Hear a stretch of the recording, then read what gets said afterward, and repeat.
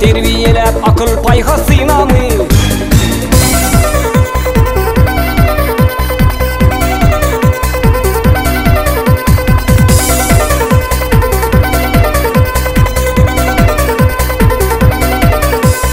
Ilminin süngünde damarım kanım, şulu deyin saçın erkinlik nurun.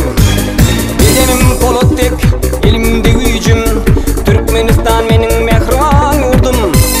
Bedenim polottek, elimde gücüm, Türkmenistan menin mehriban yurdum.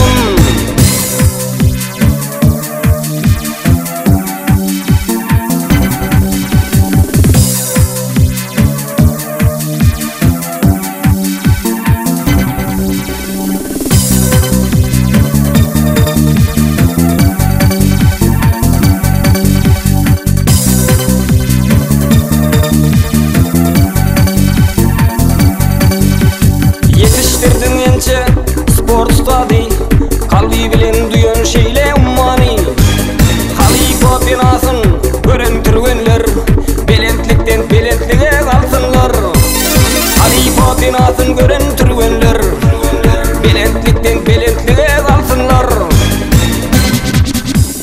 Mert oğlanlar dünya gelip, güllettiler vatan mı deyip, doğramokluk yiğitten borcu, din imanı ülke mi deyip. Mert oğlanlar dünya gelip, güllettiler vatan mı deyip, doğramokluk yiğitten borcu, din imanı ülke mi deyip.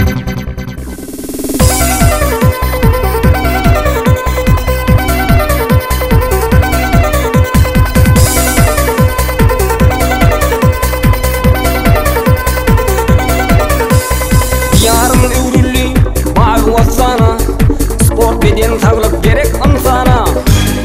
Yurtlar o yarışa giden türgenler, ağırayı getirsin Türkmenistan'a.